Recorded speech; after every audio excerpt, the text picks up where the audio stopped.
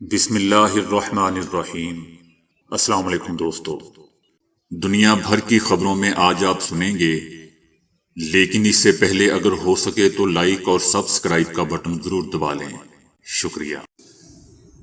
ترک صدر رجب طیب اردوان کا کہنا ہے کہ اسرائیل کی غزہ پر بمباری انسانیت کے خلاف جنگی جرائم ہے۔ غزہ میں انسانیت کے خلاف جرائم کرنے والوں پر مقدمہ چلنا چاہیے۔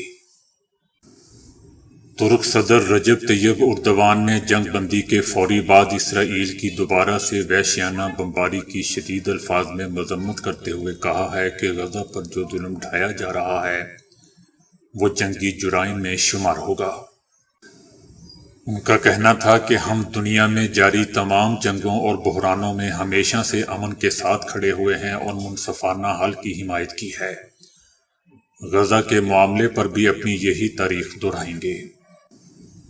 ان کا کہنا تھا کہ اسرائیلی بمباری میں اب تک 16,000 سے زائد فلسطینی شہید ہو چکے ہیں، جن میں سے نصف خواتین اور بچے ہیں۔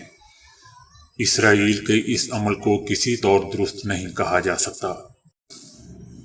عارضی جنگ بندی ختم ہونے کے بعد فلسطین میں شہید ہونے والے افراد کی تعداد 240 ہو گئی ہے۔ اسرائیلی بمباری دوبارہ شروع ہونے کے سبب امدادی ٹرک مصر کی سرحد پر رافع کراسنگ میں پھنس گئے ہیں۔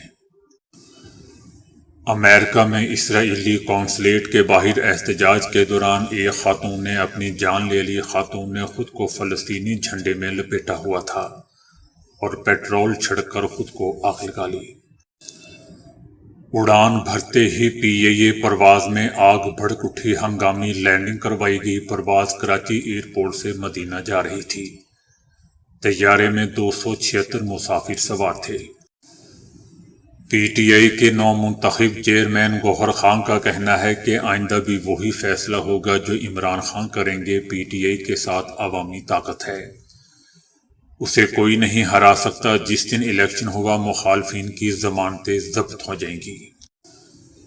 سائفر کیس میں صدر مملکت کو خصوصی عدالت طلب کرنے کی درخواست مسترد کر دی گئی ہے۔ خصوصی عدالت کا کہنا ہے کہ ٹرائل آفیشل سیکرٹ ایکٹ 1923 کے تحت کیا جا رہا ہے۔ سپریم کورٹ نے عمران خان کے خط پر اپنا اعلامیہ جاری کر دیا گیا ہے، جس میں کہا گیا ہے کہ چیف جسٹس آف پاکستان جانبداری نہیں کریں گے۔ اللہ کے فضل سے اور اپنے حلف کے مطابق جسٹس فائز فرائض کی انجام دہی کرتے رہیں گے۔ شاہد خاقان عباسی کا کہنا ہے کہ نواز شریف کے لاڈلا ہونے کے تاثر کو ختم کرنا چاہیے۔ مسلم لیگ نون ووٹ کو عزت دو کے بیانیے کی بجائے اقتدار کے حصول کی سیاست کر رہی ہے۔ ایک تحقیق میں بتایا گیا ہے کہ طرز زندگی میں تبدیلی کینسر کے خطرات میں کمی لا سکتی ہے۔ تحقیق میں 94,000 سے زائد برطانوی افراد سے حاصل کیے گئے ڈیٹے کا مطالعہ کیا گیا۔ سڈنی ایئرپورٹ پر پاکستانی کرکٹرز کے ساتھ ناروا سلوک کیا گیا ہے۔ ویڈیو وائرل ہوگی۔ آسٹریلین کرکٹ بورڈ کو شرم آنی چاہیے۔ کرکٹ کے ساتھ ایسا سلوک کرنا بے عزتی کی بات ہے۔ سڈنی ایئرپورٹ پہنچنے پر پاکستانی کرکٹرز نے اپنا بھاری بھرکم سامان خود ٹرک میں لوڈ کروایا، جس کی ویڈیو سوشل میڈیا پر وائرل ہو رہی ہے۔